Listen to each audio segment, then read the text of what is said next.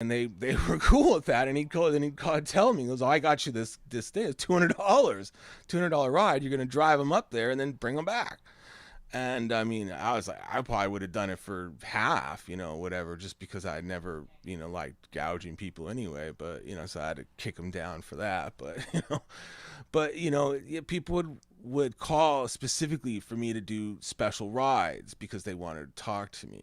And so there was that. But then when the pandemic happened and I wrote and said basically, I am destitute. I just gave every dime I had to my landlord for rent on March 1st. It is now March 14th, and I am not in a good situation. And I said, if you buy books, I have this book I just put out in December of 2019. So I just put it out a few months before, and I had this collection of my writings from the zines about Uber and Lyft and the taxi. And I put a lot of work in it, illustrated it. It came out really, really nice. I was really happy with it. So, it was a $20 book, and, order it for me, and, I'll sign it for you, whatever, and throw some other stuff in. So people started doing that. And I was selling so many, I couldn't even keep them in stock. I had to keep ordering more. And, then people would start sending me money, just like random Venmo and PayPal notifications. I get this from people I didn't know. I mean, it would be $10, it would be $100, and people would email me and say, "Can I pay you, a few $100s for, a book?" And I was like, "That's crazy." And they're like, "No, well, I just want to do this. This is what I want to do." And it really felt at that time, it felt like, people cared about me, and I mean, it always felt like people cared about me. When I'm in a red light, I'm feeling down, and then some guy with a truck would yell, "Hey, Kelly, you're the taxi driver. Dude, I love you. Don't ever stop." Yeah. It was nice. And I had a friend that drove around with me all the time, and he would do stupid things in the back of my cab. I wrote about him. I think I forgot to call him Richie Drano. That's right, Richie Drano was my friend, and he would always do the stupidest thing in my cab, and I'd like, "Dude, don't do that in my cab. People notice me. People like I'm a pretty recognizable cab driver in the city." And he'd be like, "You're a pompous jerk, blah blah," and then it would just start happening all the time.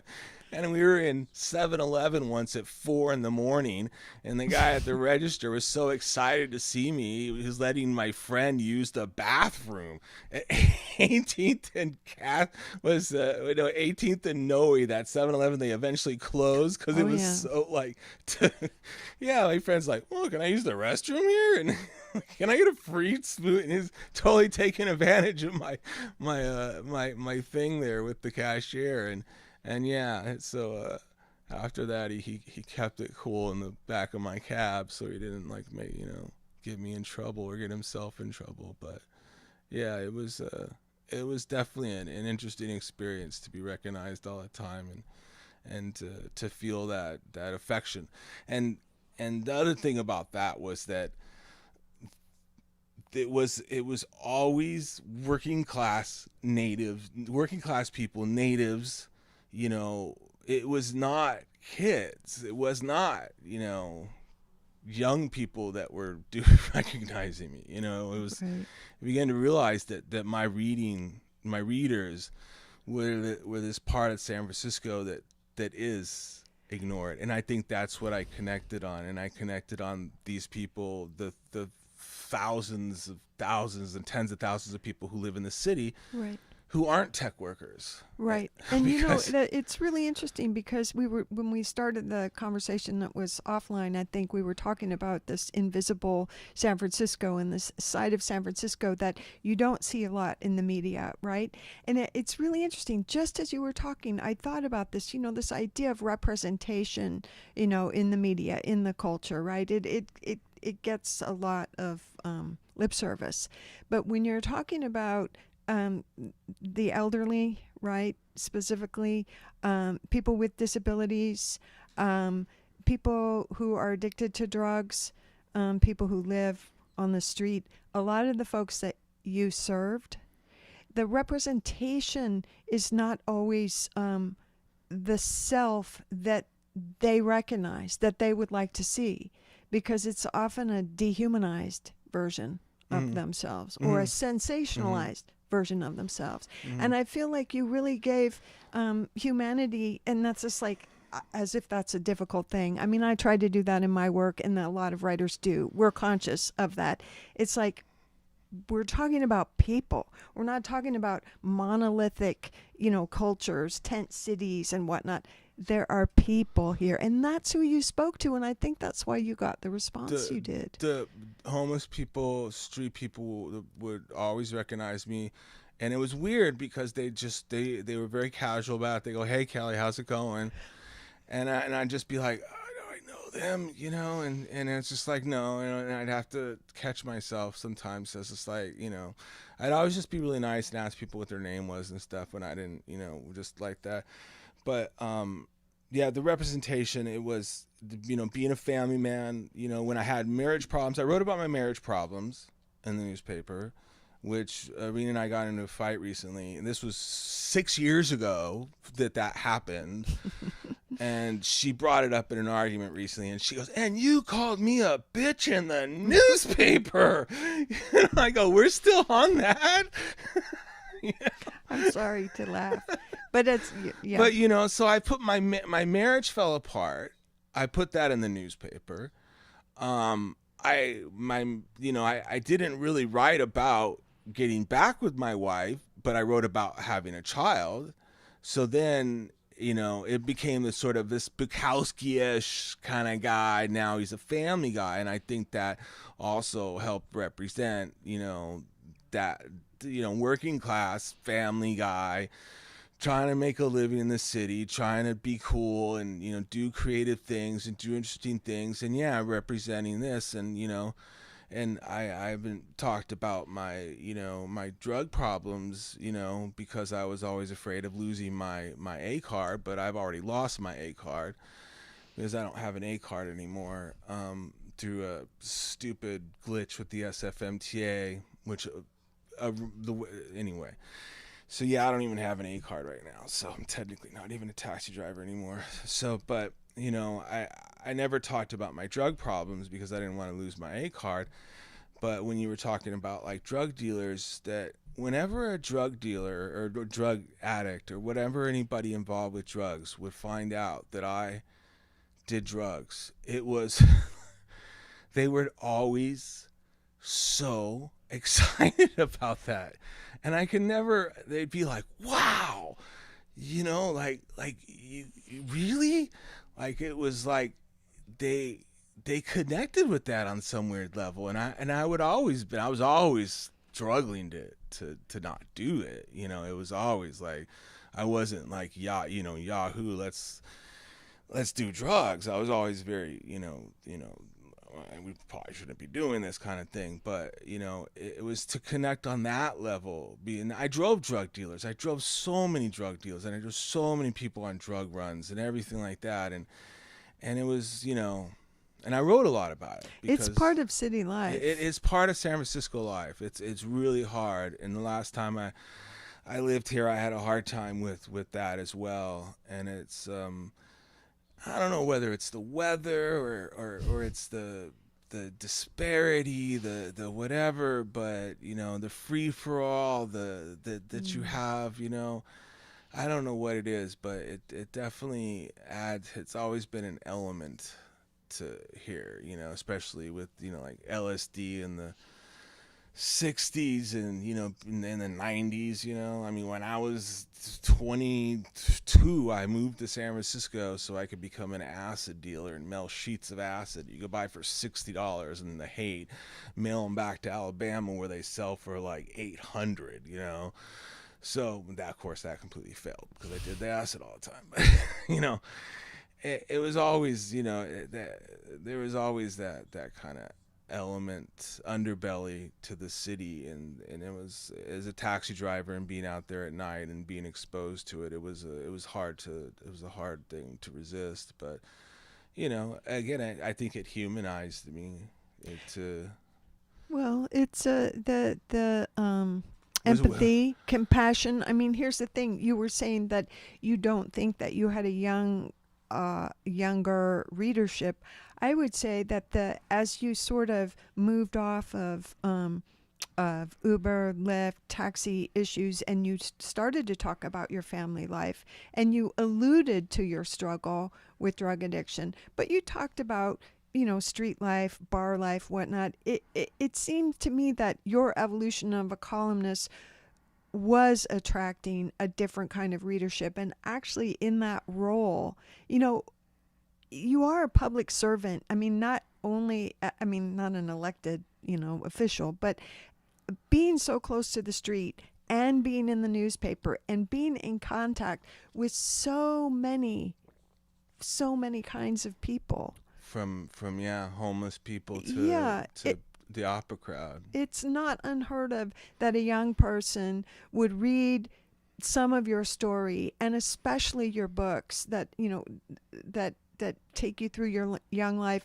and be comforted by the relatability. That's all we're talking about. I mean, you brought that humanity to the newspaper, and I don't think that it was exclusive to a certain age group or income group. For example, I think that there probably are people in positions of influence that read the column for lack of being out on the street and in touch with the people who they are supposed to be serving. I would just posit that idea that perhaps members of the Board of Supervisors may have gleaned some information from columns like yours about problems that they may consider addressing. I mean, people rely on word from the street. I think there needs to be a homeless columnist or an unsheltered columnist. I think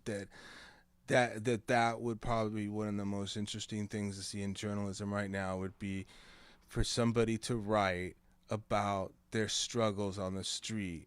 Because whenever I watch videos from like Kelly Cutler, I believe is her name, she works with the Housing Commission, she works with the homeless organization, and she does a lot of videos where she's showing the sweeps and everything that's happening, and every time I've interacted with, I mean, you have people who have mental disorders, and then you have people who are forced out on the street for other reasons. And I mean, they're articulate, they're intelligent, they understand where they are, they understand where they're going. It's like, what used to get me about Uber and Lyft, though, was there was a big division between Uber and Lyft passengers and taxi passengers. I noticed that immediately. The younger kids, they saw an us and them with the street people. They saw, we're up here in our high rises or in our fancy apartments, and they're down there, and there's nothing. And the comments they would make would just be abhorrent. And it was just like hard to bite my tongue. And I mean, and I have a rating hanging over my head, so it's like, you're not gonna tell somebody off, but man, in the cab I would, because I mean, once I got into the cab world and the cab drivers knew I was coming from Uber and Lyft, I was afraid how that would go over, and it went over. They wonderful to me. I mean, I owe so much to the cab drivers of the city.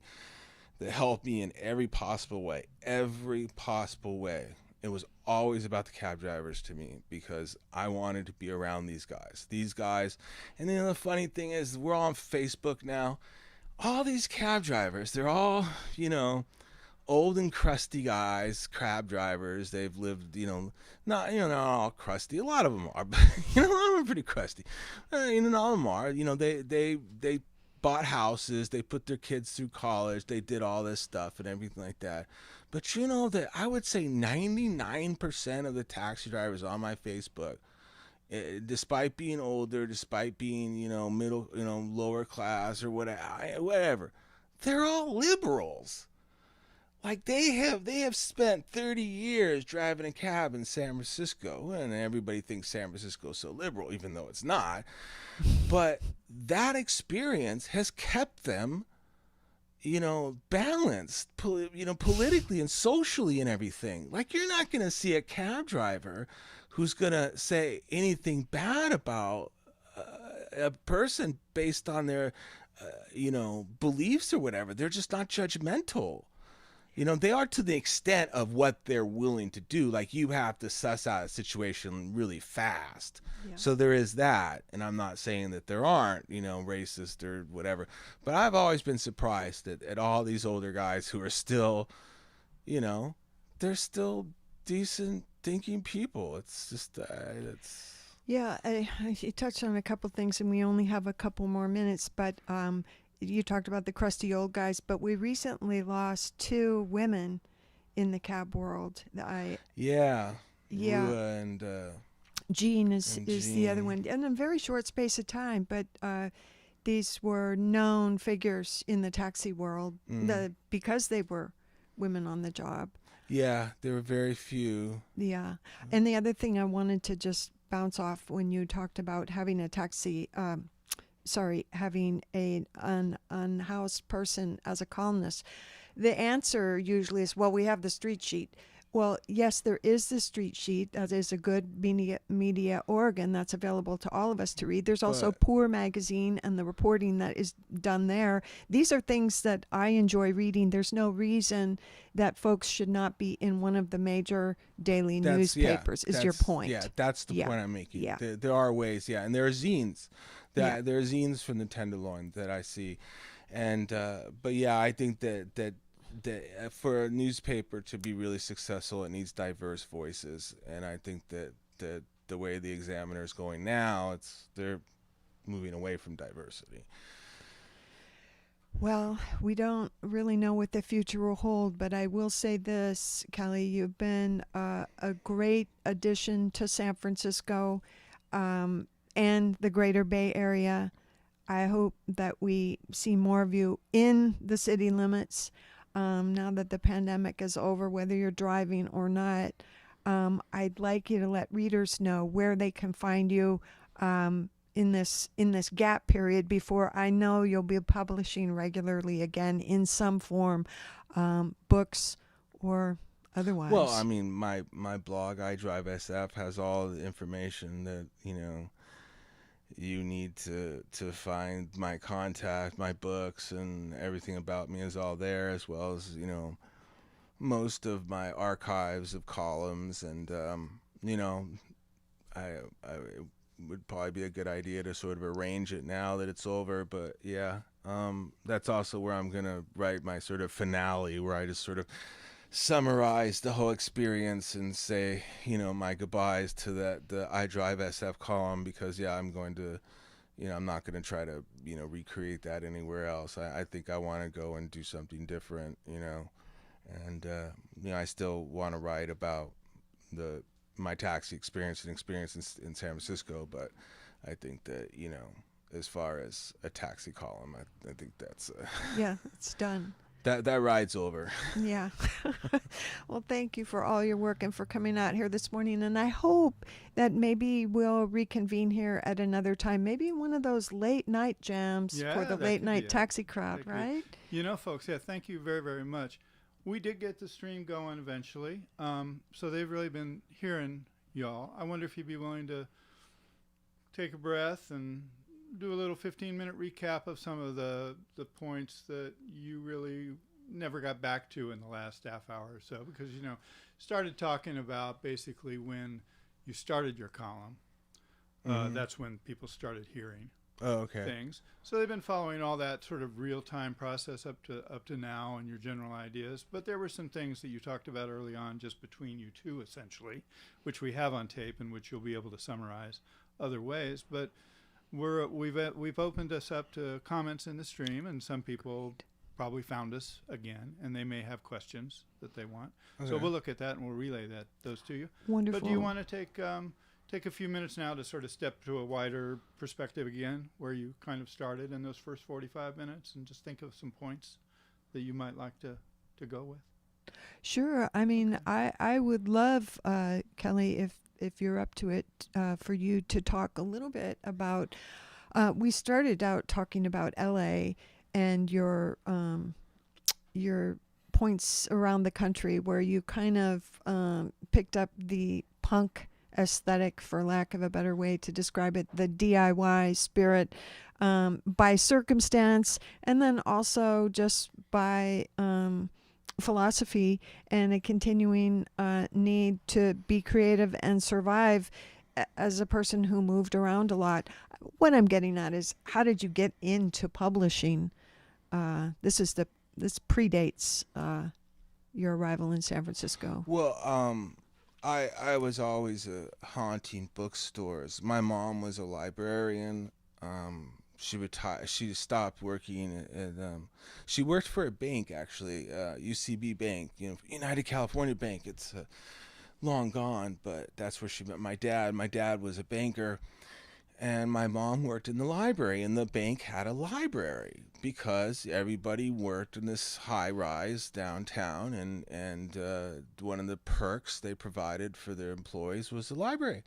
She'd go in and check books out, and I'm sure it was classic literature and modern titles and whatever, but my mom took that, and our house was filled with books, and they were all organized. She had everything organized. She had nameplates in all her books.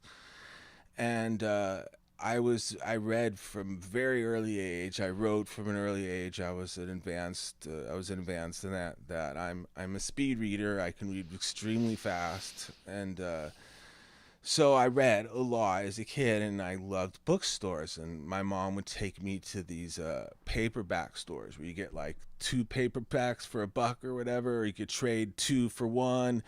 Like, as I was reading Stephen King and reading just, whatever, just anything I get my hands on. And so as I got older, I just, literature is what I went into. When I went to college, I studied and got a degree in English, and I haunted bookstores everywhere I went. I traveled as much as possible. I went to bookstores. And I started finding in these used bookstores boxes that would be like, they would call the beat box or whatever. And then there would be like beat poets, and there was all these like stapled together, mimeographed, publications from the 60s and 70s. There would be poems and stories. Like, it looked like somebody had typed it out, photocopied, and stapled together. And then you'd see Bukowski in there. You'd see, just a lot of great San Francisco poets. And, I would find them all over. I mean, everywhere from New Orleans bookstores to, once I found this cool bookstore in Arizona. I was just driving. I got gas, and I would wander into cities when I traveled, and I would just drive through cities and see what I would see. And when I stopped to get gas, or I'd see an interesting city, and I found this bookstore and found a whole bunch of them really cheap. They were sewn together with string, but they were old, and some of them were new or whatever. And I'd get them, and I just love it. They're so cool. And I would take them apart, and I can do this. I can make this. Like, this is what I want. This is cool. I want to do this. So that became the impetus for publishing. And once I realized that you can't just write a story and send it to the New Yorker and get it published, like, that's not going to happen. So once I realized that, how the publishing game worked, I decided, well, maybe I can do this other thing that's really cool. And it's really cool, so that's what I did. And I discovered the small press. I connected with a whole bunch of other people and started publishing that way. And that's how I got into publishing, and doing zines, doing chapbooks, doing broadsides. And then this woman here in San Francisco, she sent me a bunch of poems. She had... she's from Ohio, but she came out here and went to the Crafts College. Before it had California College of Arts and Crafts. Yeah, right? She went to it in the 60s when it was just yeah. yeah. Now they changed the name. CCA. Yeah, right. Yeah. And so she went there, and she ended up getting married, having a couple kids out in the East Bay, and they grew up, and she had this sort of eye-opening experience, went to India, got sick, malaria or dysentery or something. They didn't know what to do with her, so they kind of shipped her to Hong Kong. because that was the closest place that was English. So it was in the early 90s, maybe late 80s. So it was still, English rule. So it was still an English, place. So they sent her there for her to recover. She didn't really know what to do, and she ended up becoming a semi-prostitute. What she realized was that she could just walk up to an Asian man and ask them for money, and they would give it to her because it was an honor thing. It was just this cultural thing. And sometimes there would be sexual favors involved. And this is the only way she could survive. Finally got enough money to get back to San Francisco. Ended up at the Crown Hotel on Valencia on 16th. And she's living in this is like this middle-class woman who just had this epiphany, went to India to find spiritual, got dysentery, ended up in Hong Kong, had no way. She gets back to the city. She's in this SRO, and she just started writing poems. And they just poured out of her. And she found me at this time and sent me a bunch of poems, and I was blown away. Just the honesty, the level of honesty, the things she was saying to this day still haunt me. Some of the things she wrote about. And I actually think there's a copy over here. Last time I was here, there was a copy of the book here. And it was called Erratic Sleep in a Cold Hotel. And that was the first paperback book I did. And I said, I'm going to make a paperback of this. Send me all your poems. Send me everything. Send them all. What is the author's name? Marie Cazalia. And she... reclusive person. I came up to, they were going to do a reading of a Big Sur. Henry Miller Library? No, at the Washington Park Square. Okay. So I was, my friend, S.A. Griffin, who I ended up doing a book with later in L.A., we drove up to do this. And it was all these poets were on to read part of it, right? And so I was like, Marie, meet me up there. And she shows up with this Vietnamese gangster who, oh yeah, there it is. There it is right there. And she shows up with this Vietnamese or Cambodian gangster that was her boyfriend. And he was like, at first I thought he was going to stab me because he didn't understand my relationship with Marie, that my relationship was as a publisher, that I wasn't trying to scam on her or anything. And she was just sort of like, yeah, he's just doing this the way he is. And we went he wanted some beer. We went to a liquor store. He just stole the beer right out of the liquor store. And I think just glared at the cashier as he walked out. I was like, you just stole it. And yeah, that was the kind of world she lived in. She lived it. And now she's back. Her mom passed, and she ended up retiring and she ended up going back to Ohio and selling Quaker quilts. But and started all this art stuff and everything. Yeah, so that was the first paperback. That's not the first paperback. That's the second printing. The first one, all the ink came off. Wow. I learned a few valuable lessons in the process of that, but I got the covers printed one place, the insides printed another place, and I found a bindery, and I would take to get the bindery done. And then, so then I started doing paperback books for a lot of people, and that until, I just, I was using an old computer. I did a book with Lydia Lunch, a giant compendium, and that basically killed my computer. I had to build it I had a 4 gig, 5 gig hard drive, so I had to build this book with all these zip drives. I just had to work on zip drive. I mean, it was nuts, and it became aware that unless I got some money, I was not going to be able to continue, and I didn't have any money, so I started selling used books, and that's about when Amazon started. Right. And I just realized I could so I just always have stuck with books and writing. Yeah. And I think it might have been before the stream got going, but your introduction to independent publishing here in San Francisco came from, or not your introduction, but rather your introduction to San Francisco's underground came from Vale. You told that story. If you just would recap a little bit about your relationship with Well, Vale. yeah. So I grew up in LA, but I left when I was 16. I left when I was 15 first, and then came back, and realized that if I'm growing up in, I grew up in East LA. In East LA, I grew up 2 cities over from East LA. It's like downtown, Boyle Heights, East LA, Monterey Park. I'm from Monterey Park, and it's all East LA. So when I grew up, we just called it all East LA because it was all Mexican American, and you know so wait, what were you asking me about? Well, I wanted to make this link between underground publishing and the type of material that you had kind of made your catalog,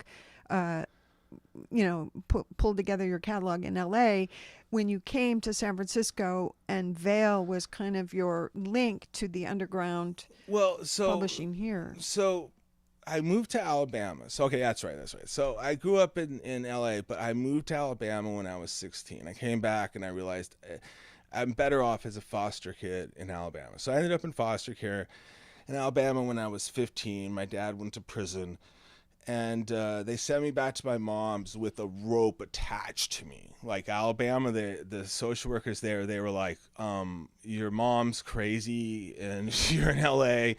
And that was in 1986. So they were not ready to just send me back to California, which is what I wanted. But they did, and I didn't realize how thick that rope was, because when I yanked on it, when I was after we'd started a bike stealing ring, and we were doing PCP and stuff, and cops came over one day and they had us all lined up, and I got this phone call, and it was this girl that had been in the foster home with me before I left, and she was just like, oh, we just missed you and we wanted to see how you were doing.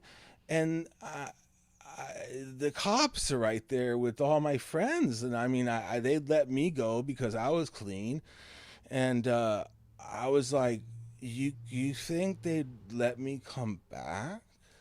And she goes, I don't know, let me ask. So she asked her foster mom. They said, well, yeah, sure. Let me call Scarlett. Scarlett was my social worker. A week later, I had a plane ticket. Broke my mom's heart. Broke my mom's heart to leave. But, I mean, my brother ended up in jail. My sister ended up pregnant. It was not going to go well. So I left and ended up in foster care. And they put me through college, and living in Alabama and going to Atlanta and Birmingham and New Orleans and Memphis and Nashville, and just any city I could get to, I'd go to. DC, I went to DC at 17. I had spent all summer long mowing lawns. Just mowing everyone's lawns just to get enough money. I think I had $300 on me. I was like a stat. Record stores and bookstores, all I did. And I found research. I found Search and Destroy, but I also found them in Atlanta. I found them in Oklahoma City. I found them in New Orleans. I found them in Birmingham. I found them everywhere.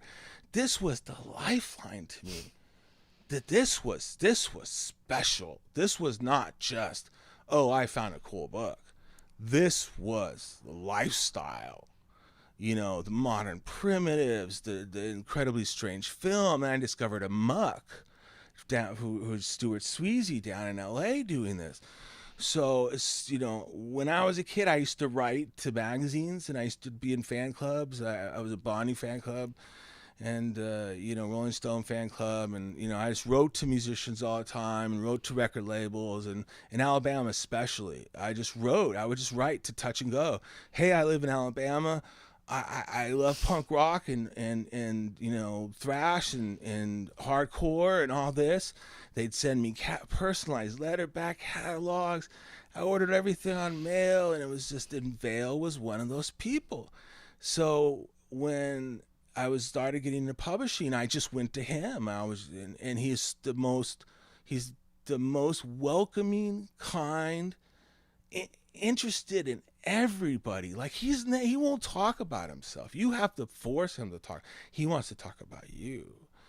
So I was at a zine fest a couple years before I moved here, and I just laid everything I had on him, and I didn't think really twice about it because I gave my stuff to everybody. But he put out in his newsletter and said, that this is a guy that should read, and he was real supportive.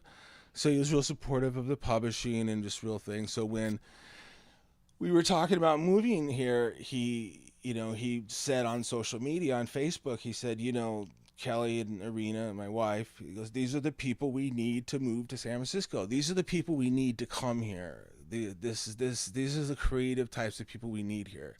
Let's help them. Let's help them, find a place and get situated.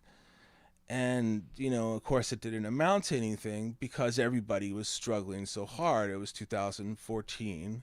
And I think that's when it was just like, it got worse. Of course. But 2014 was pretty bad. Yeah.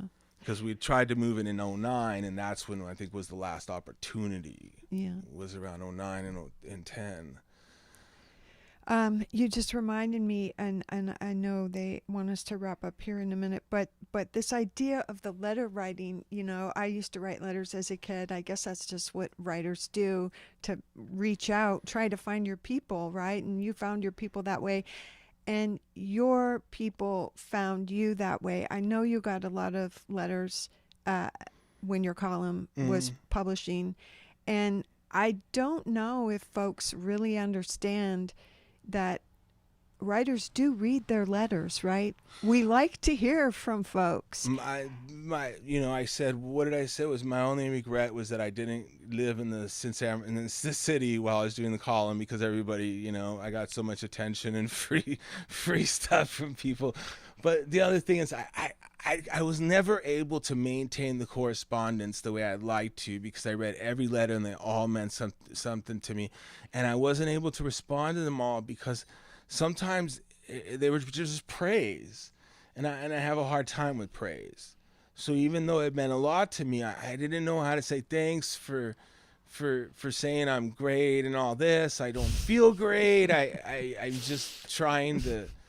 Yeah. Just trying to do something, but, I appreciate it. So it was really difficult for me sometimes with that. And some people would write me some really great stories and stuff, and it was hard. And I've emailed, done mass emails since then, where I've said, if I didn't respond to your email, I read it. I want you to know that it meant so much to me, and please forgive me for not having done that, because especially in the zine community, letter writing is integral in the zine community, and that is a serious fault that I regret not having been more on top of my correspondence. And I'd sit down and I'm going to do all my correspondence, and after a while I just started to feel so cheesy because it was the praise. It's like, if they weren't praising me, if they were going, you suck, I would have been like, yeah, well, you suck, and I would have been happy to write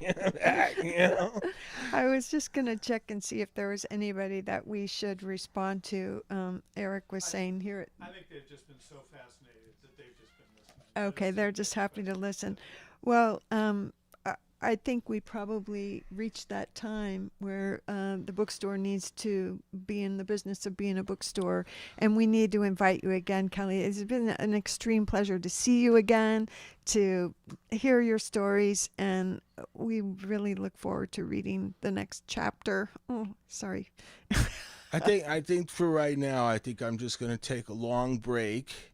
Like I was saying before earlier, that where I was taking the column before I lost the column was, I wanted to go in a direction of talking about what it's like to go back to work after all this time, because it's not easy. I wrote in my last column about my neighbor who's like, what is he, 26? And he's a DJ promoter, and he's just so psyched because he's back. He's back, baby. We're back. And it's like so easy to transition to that. And I've talked to Peter about when he's going back on tour. So I'm like, I gotta get back on tour. Everybody's going back on tour. This is gonna be great, And yet, I'm sure there are difficulties with musicians and performers with getting back out there too. But for just going back out and driving a cab again, or going back out and getting a job again, and having to go out and do that again after all this time at home. I mean, it's a mental struggle. It's a physical struggle for me. It's physical and mental. I'm having a lot of physical reactions to things. And, I know that a lot of that probably has to do with detoxing and things like that, which I've been doing. And, so, there's that. But I know it's not all that. I know it's not that. I'm almost 50 years old. I know what does and what doesn't do things, and I'm fairly convinced that this time at home, while great spending so much time with my daughter, and I think it was difficult for my wife and I to spend so much time together because marriages are sometimes better when you're not next to each other 24 hours a day. But I think that yeah, I can't be the only one. And I've seen other people post on Facebook, and I've seen other people say that yeah, it's a struggle physically and mentally to transition out of this. It's extraordinary. It's unprecedented times. And I think that that's something that I may just need to even do for myself, is just to write about that process and keep going on that, just this for myself, Find like I was saying the other day in Poltergeist, I need a rope, I need an old lady with a rope to go in and pull me out, pull me out, and I just don't think I'm the only one, and I would love to hear from other people that felt the same way, and so maybe that's something I could get going. Yeah. Well, you're not alone. We're with you, and thank you for all that you've shared with San Francisco. And well, anybody that's read the column for all these years and supported me and everything, it meant the world to me. That meant the world to me more than anything else, was just the response and the making me feel like, because you feel isolated sometimes in the city because it's so hard. It's real hard. I mean, the first time I lived here, I ended up homeless, and you feel really cold and isolated out there in the city sometimes. But the people of San Francisco really made me feel like I belonged here. You do. That was a really good feeling. Thank you, Kelly. Thank you, Eric. Thank you, Jenna, Burden, Beckett. We'll be back next Sunday. Not next Sunday, the second Sunday of August. Actually, we have really interesting fellow Eric Goodfield. He's a filmmaker, and he shot every day of the pandemic over here in San Francisco, the empty streets, and then the coming back to life. So we'll see you next month. And thanks again. I've seen his work, yeah. Well, thanks for coming out. Kelly Dessaint with Denise Sullivan, and columnist SF Lives or SF Lives. Call it either way you want. Live talks here, second Sunday of the month. So come back next month. Thank you. Thank you.